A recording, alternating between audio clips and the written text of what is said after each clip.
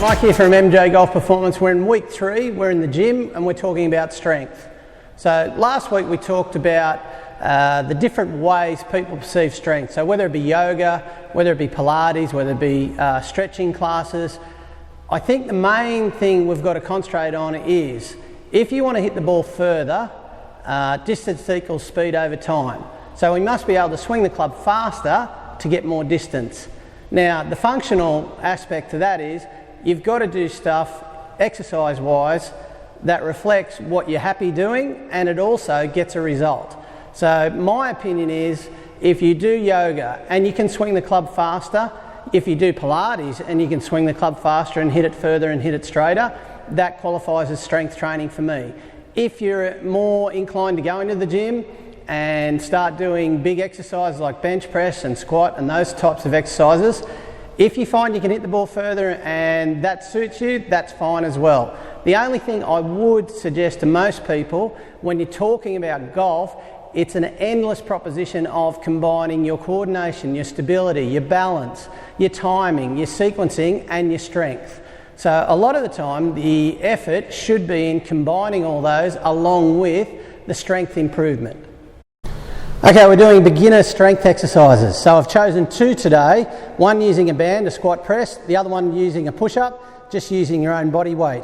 The first part of the exercise with the push-ups, if you're not used to doing them, my advice would be to do what I call Nancy style, which is crossing your feet at the back, hands underneath the shoulders, going down, coming back up again, don't lock out the elbows. And you could probably do 3 sets of 5, 3 sets of 6 initially.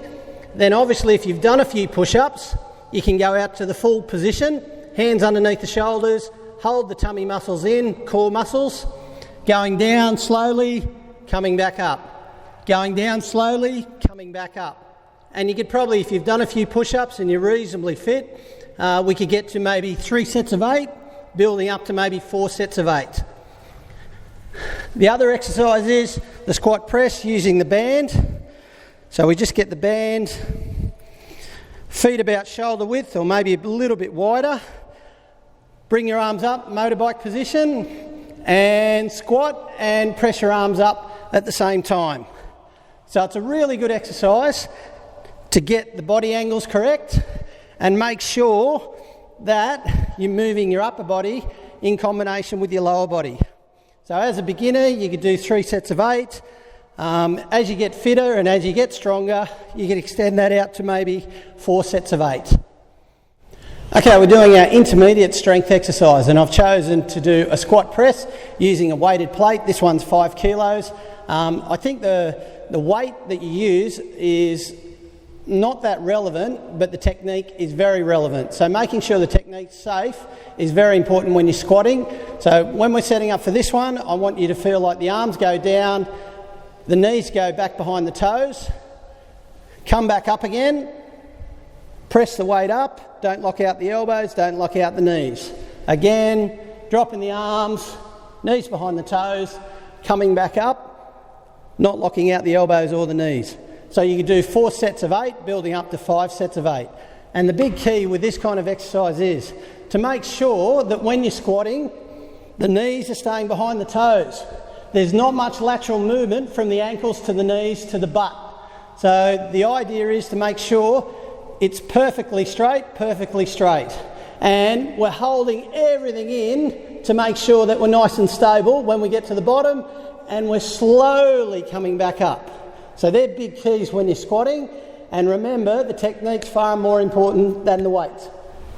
Okay, this is our advanced strength exercise. So I've got a combination here. I've got some dumbbells that are about 25 kilos. I've got a Swiss ball, and what I'm going to do, I'm going to lie down on the Swiss ball. I'm going to concentrate on holding my hips up, holding the core in, and I'm going to punch the sky with the dumbbells, rotating from one side to the other, trying to keep the spine fairly straight.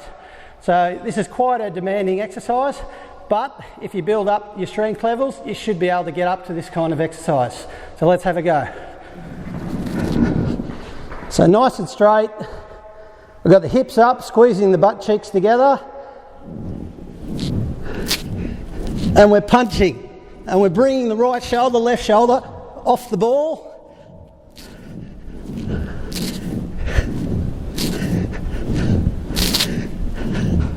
and we could get through maybe 4 sets of 10 to 5 sets of 10.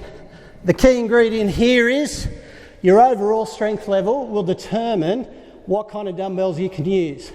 So again, let's start off easy, building up to a little bit more weight, and make sure the technique's correct.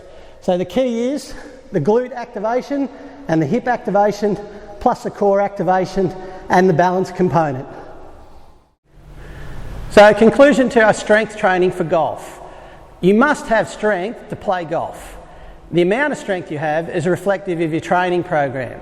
I think the most important thing, whether you're doing yoga, Pilates, stretching classes, gym training, Olympic exercise, whatever, you must be able to show that you're improving your swing speed or you're improving your control of your golf swing as a result of your training. When you're training for strength, the technique is very important, so safety in your technique is very important. So make sure you do it the correct way, and if you're not sure, consult an exercise professional. And the most important thing that I can reflect on in strength training is the strength that you have will help you throughout 18 holes of golf. Remember that.